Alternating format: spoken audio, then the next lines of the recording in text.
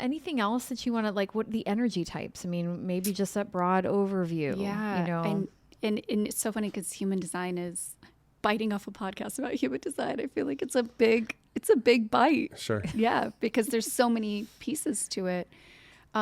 So the energy types that you're going to hear about in traditional human design are generators, manifesting generators, manifestors, reflectors, and projectors. So generators and manifesting generators are very special in this world because they are able to generate life force that everybody else on the planet uses. So we literally wouldn't be here without anybody who has the word generator. Projectors are, and manifestors are, and reflectors are non-energy types, meaning they don't create life force energy. They can only use the life force energy that exists, and they use it different ways. I don't know how in depth you want to get on each of them. yeah, no, I'm curious, just a little. you just just a little snippet on Yeah. each. Yeah, That'd be okay. great. So this is, I'll tell like a very short parable that I Great. think is really great for understanding how all of these types go together and kind of what they do in the world.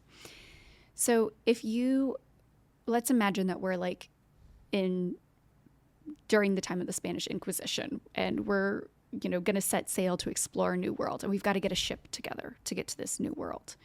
So what are some of the people, some of the roles we might need on the ship? you need a captain. You need a captain. Yeah. You need, generally, they brought a clergy person. You need a chef or a cook Yeah. And then how do we power these ships? with Crew. sails. We Yeah, want with a crew. With a crew. Yeah. Right. Yeah. Yeah. And we kind of need to know where we're going, right? Navigator. A yeah. navigator. Yeah. So human design fills all of those roles. So a manifester is somebody who, and everybody can manifest. This is like a big misconception. I don't love these names. I use different names for everything, but everybody can manifest. But the manifester in human design, their energy, it comes out of their chest, like literally like or as a path being lit in front of them. And they are here to initiate new ways forward. And so they would be the captain. They would be the fearless captain. That's like, here we go. Yeah. Right? Now, maybe the captain gets sick. I mean, we hope not. But if that's the case, we've got to have someone who can step in, right? So you need a first mate. And the first mate's not going to be captaining with the captain. So he's got to be really able to take on a lot of different roles and help the captain manage everything. So that's your manifesting generator. Because the manifesting generator can take on almost any role on the ship.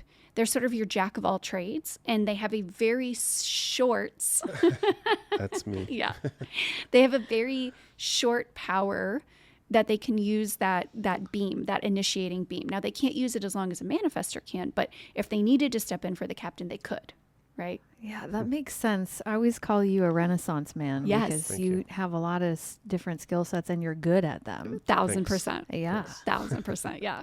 I think of them as timeline benders. That's cool. Yeah, because that. because you can turn your beam on one thing, and then you can like kind of get that going, and then you hop over and you start a few other things, and then when this finishes, now you've got these other things already working, and then you're like hopping over here, so you're like getting 15 things done when like maybe like a projector is like still just thinking about what they're going to do for the day. Oh gosh. Yeah. You should add that into your Instagram bio. right? Timeline bender. I think so. Yeah. I like timeline bender. Yeah. Burning So, name. yeah. And then let's say, the navigator. So we need somebody who's going to be able to tell us where to go. And that is going to be your projector. That's what a projector is here for. A projector is here to project the best path forward for humanity. And so we don't need a ton of them, right? If we had too many of those, there'd be a lot of voices trying to tell us what to do. In the same way, if we had 7 captains, nothing would ever get done. So we don't have as many of those represented in the population as we do the people who are cooking the food, taking care of the animals, rowing the boat, all of these highly specialized skills that keep life on the boat going. Those are going to be your generators and your manifesting generators. Again, we don't exist without them. And every one of them is unique, has a specialized skill that they tap into. And then your reflectors are the clergymen. And you're the only person who's ever said that, by the way, which I just was like, yes.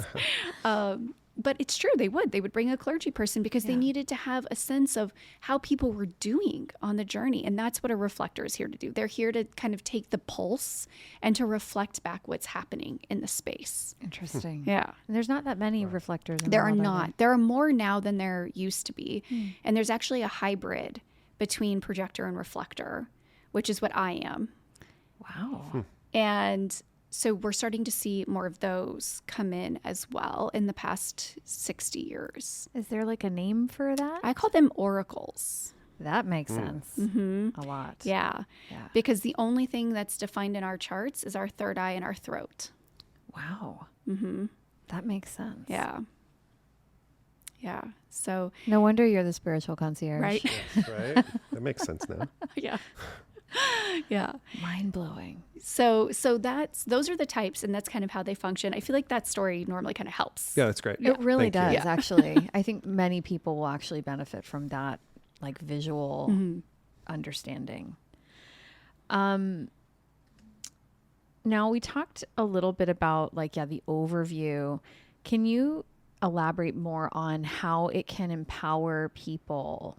You know, like, let's just say, we talked about, a little bit like understanding like the people that you work with. But maybe is there like a success story or maybe a case study in which you were able to help someone navigate, a personal, professional situation? Yeah, absolutely.